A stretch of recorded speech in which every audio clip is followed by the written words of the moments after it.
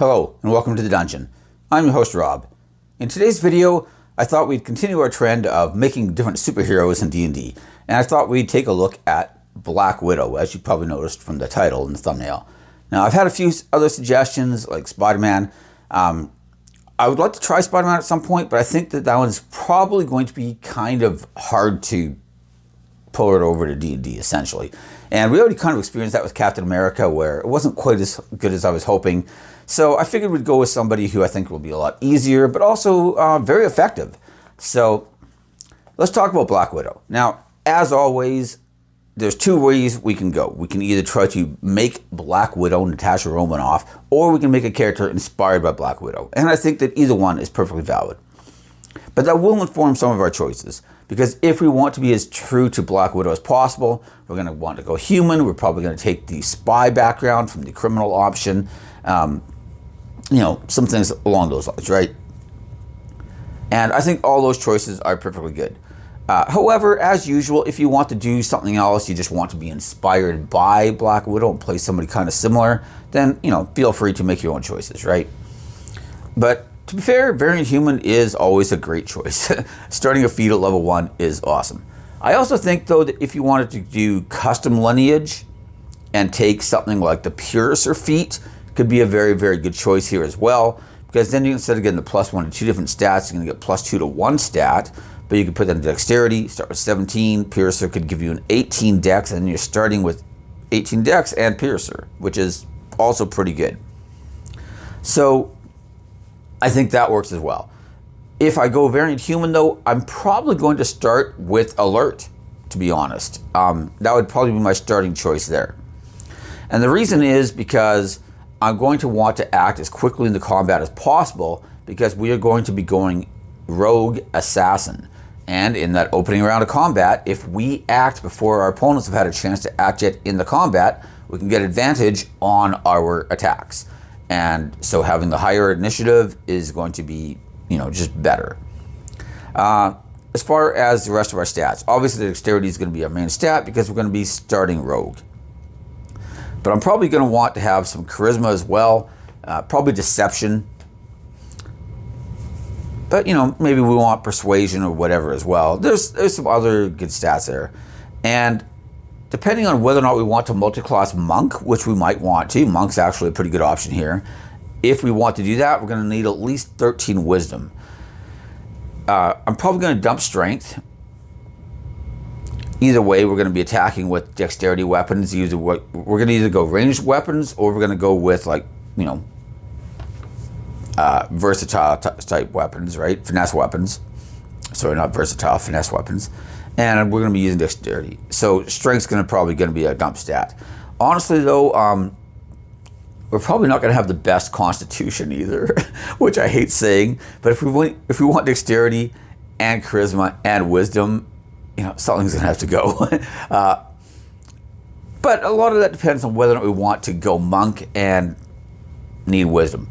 As far as some of our skill choices, we will be able to get expertise, of course, because we're a rogue. So I'm not going to list all the skills I would take in what order, but this is the general group of skills from which I would be personally looking to choose from. Acrobatics and stealth and deception. Those are probably going to be 3 of the big ones. And I'm probably going to choose expertise in 2 out of those 3. In fact, I think stealth is probably going to be a guarantee. So really it's battling between deception and acrobatics for that next choice. And I think there's good arguments to be made for either. I'm almost tempted to lean deception, though, because I'm already going to have a really good acrobatic score just because my dexterity is going to be high. And, so that's a dexterity-based skill, right? So, deception, though, if I only have, say, a 13 charisma or a 14 charisma, it's not going to be as good. And therefore, putting expertise into it can help to compensate for that. And now I end up with, my stealth, which is way up here, my acrobatics and my deception, which are both up here, and then my other skills, which are all still really high, by the way, because this is most of your skills way down there.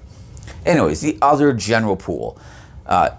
I think athletics, insight, intimidation, investigation, perception, persuasion, and sleight of hand all make sense. I might even consider the skilled feat, but honestly, alert's just so much better, I think, that I'm probably going to go that way. Now, as for the rest of the build, we kind of have two different ways we can go here. We can either go ranged combat or we can go melee combat. And the ranged combat, I would probably use hand crossbows. Natasha uses pistols all the time, so I think this is a decent stand-in for that, which would allow us to take the crossbow expert feat. And if I go ranged combat with Variant Human, I might even go crossbow expert ahead of alert. I think that definitely becomes negotiable anyway. Getting that extra attack right at level 1 is pretty nice with our bonus action, right? We may even want to add on sharpshooter at some point, but I'm not going to do that unless I'm getting at least extra attack. Sharpshooter with only 1 or 2 attacks around, I mean, it's nice, but you know, just the more attacks we're making, the more opportunities we have to stack that plus 10 damage bonus on, right? So since Rogue doesn't give us extra attack, I'm going to want either Fighter or Monk would probably be my 2 strongest choices. I think Ranger works as well, but since Black Widow doesn't really have a lot of spells, you could try to reskin some of those and some of her like gadgets that she sometimes uses. You know, something like Ranger could work, right?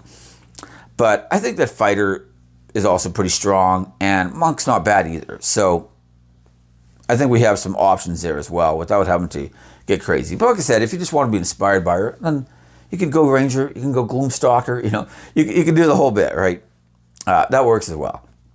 So crossbow expert with sharpshooter is definitely a very viable route. The advantage to this is that because we have a range attack in that opening round of combat where we get advantage against somebody who hasn't acted yet, you're not wasting that round moving into range to try to shoot them. Like if this combat starts and you're 100 feet away and now you have to spend your entire time basically getting there and you're not able to attack, that's not really ideal, you know? Now granted, you could bonus action dash if you have cunning action, you know, but you could be using that bonus action for a ranged hand crossbow attack, right? So, you know, whatever. The point is though, you're not really having those scenarios where you're not able to take advantage of your advantage, that was terribly worded, sorry, by not being able to attack that opening round, right? On the other hand, the downside to this, in my opinion, is that you're now needing crossbow expert feat and the sharpshooter feat and the alert feat probably, which is starting to be a lot of feats, especially for multi-classing. That can be a big burden on the build, right? Whereas if we go the other direction, all you need is alert and you can like dual wield short swords, for example, right? And now you're actually in a pretty decent, or daggers or whatever, right? Which are a decent stand-in for her batons that she sometimes uses, you know, trying to keep the theme alive here, right? So I think that either one can work and either one can work very well. If you just only care about the damage, I think that the hand crossbow range route is better because you get to potentially stack those big damage bonuses from sharpshooter. But like I said, it is very feat intensive. Whereas the other way, you could be starting with alert or piercer and then just adding on alert. And now you're looking at 2 feats and that's it, right? And you're starting with one of those feats off the bat. And if you started with 18 dex, you're only looking at 1 ability score increase to max that out as well, right? It's just a lot more streamlined. So I think that there's a definite argument to be had in that case. Either way, though, we're going to be going rogue, assassin.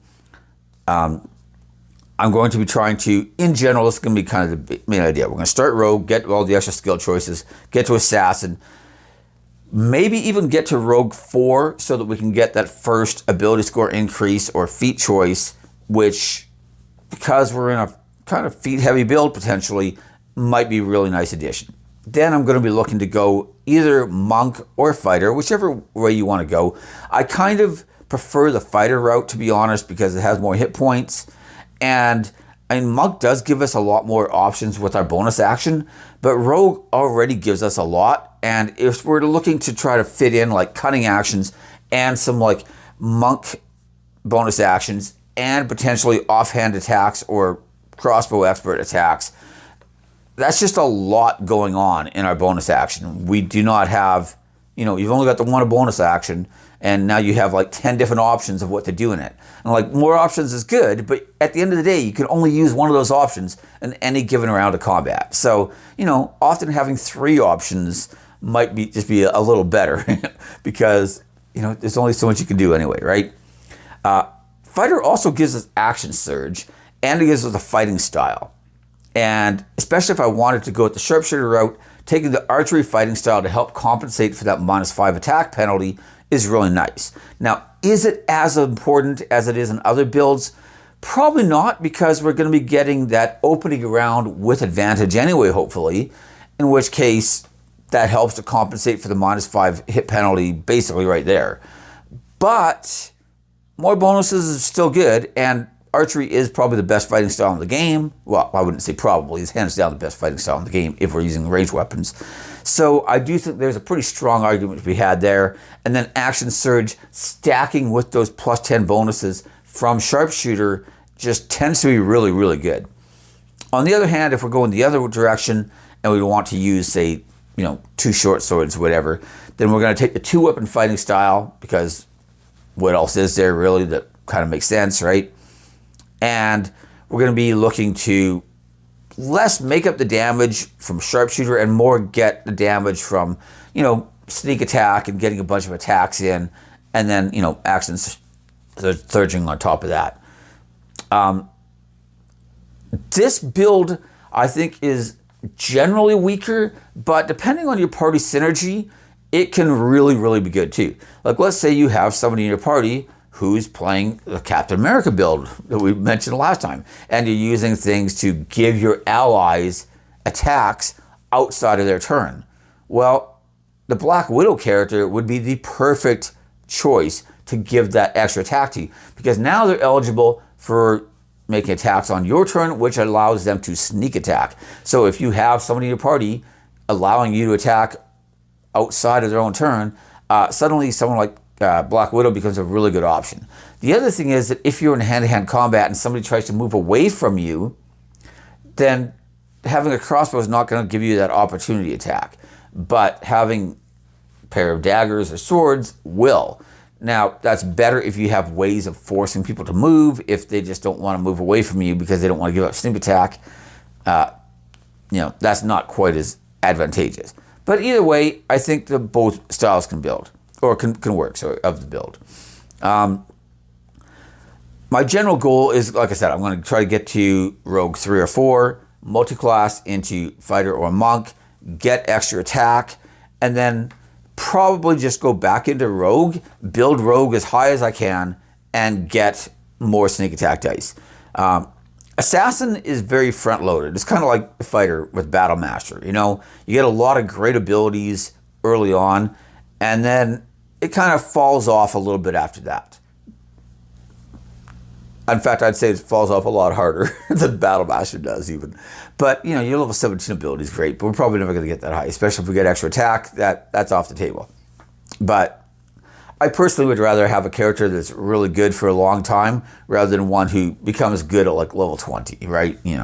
Unless I'm doing a level 21 shot, that's a different story. But, I have to play to 20 usually, and so I want that character experience to be better overall. As far as fighter subclasses, though, I think Battle Master, once again, is a very, very strong choice. But I actually think Champion's not bad here either. And I know I've sometimes criticized Crit Fisher builds in the past because they're very random based. You can't really, you can increase your odds of getting a crit, but it doesn't mean anything. It does mean something. It means you have better chances. But at the end of the day, it's out of your control. It's still based on the dice, right? But I will say that Crit Fisher builds tend to be fun. And especially fun with a rogue where you're getting a bunch of sneak attack dice and then you're doubling that up. That can be a lot of fun. And I think the Champion actually works fairly well here. Is it better than Battle Master at the end of the day? Probably not.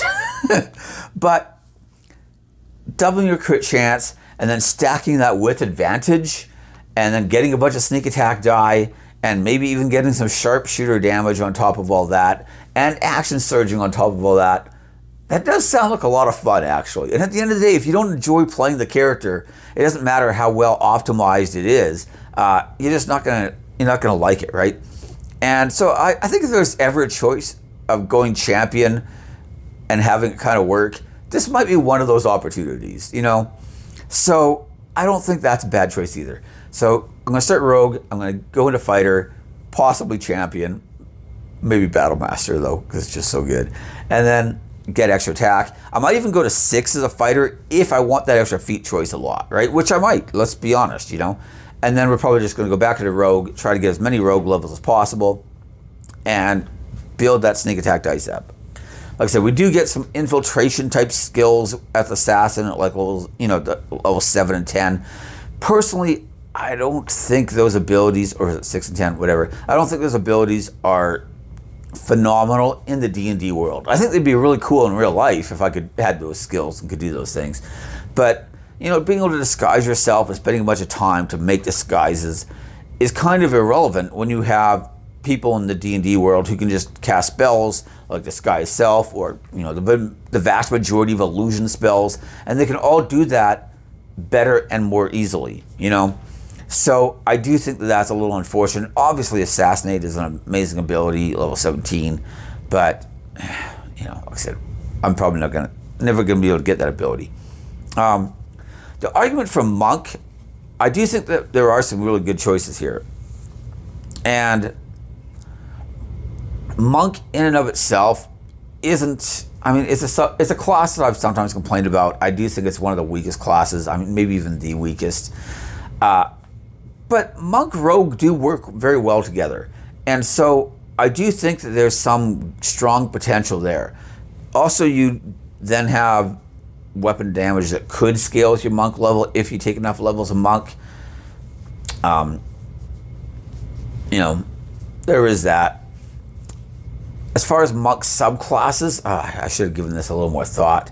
I think the Kensei is probably going to be a decent choice. Way of the Open Hand, if you want to just like use more martial arts type stuff, I think that works as well. But I would probably go Kensei in this case, and then, you know, use my weapons as Kensei weapons, of course.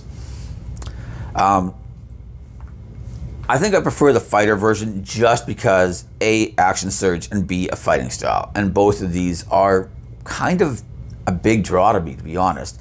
Also, the extra possible feat if we want to go to level 6 fighter.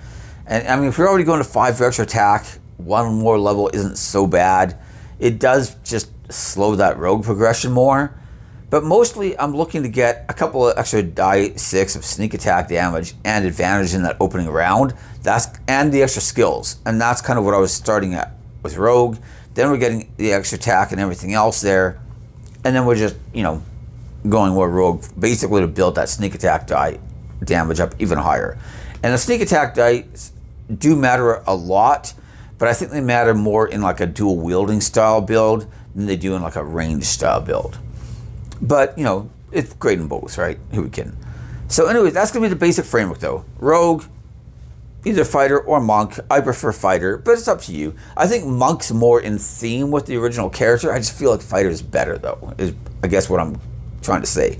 It also means that we don't need the wisdom requirement, which is kind of nice because we could then have a slightly better constitution, right? I said a bunch of skill choices. Nothing wrong with any of that.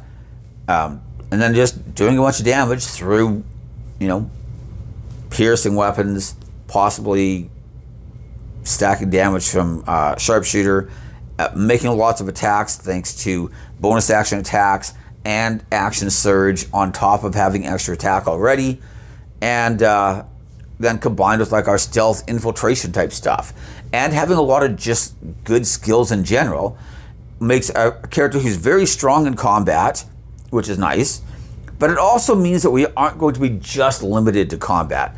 You know, it's not like a barbarian or somebody where you're really good at combat usually, but then kind of suffer at everything else, to be honest. This is a character who can actually perform well in a lot of other areas because we have things like expertise. We have things like a wide variety of skills that we got from being a rogue, right? And, you know, things like stealth are just always very handy, you know, especially if you have expertise on stealth and you're almost guaranteed to not get seen by almost anything, right? And suddenly you have a character who can perform a lot of different roles. You can be that scout, you can be a stealthy, sneaky infiltrator type of person when your party needs that. And like I said, you're also pulling your weight in combat. Alert's great because you can't be surprised as well. So even if you do decide to head in front of the party and do some like reconnaissance, you're not going to get ambushed and killed probably because you have the alert feat, right? And overall, I think it's just a really, really solid character. It's a strong archetype. It's one that we've kind of covered in other builds, honestly, but you know, we're kind of putting that Black Widow spin on it, which I think is fine, by the way. And I think that it makes a really, really solid character. We'll probably even look at Hawkeye at some point. Again, this is going to be a very natural fit for D&D, and then we'll start addressing some of the more difficult characters again. I think Spider-Man, Doctor Strange is another one that could be pretty good, actually. Doctor Strange would be a really nice fit for D&D. But like I said, there are some characters I want to cover that might be a little less intuitive and more difficult to do. And that can be kind of fun too, because, you know, it wasn't probably need a build video more than say this does. But I wanted one that was going to be a little more straightforward and, you know, easy to explain and understand. Anyways, that's everything. Thank you for watching. Feel free to like, subscribe, ring the bell for notifications, and most importantly, leave me your comments in the comment section. I read every single comment, even if I don't always respond to all of them. And yeah, that's everything. I will see you next time. Bye.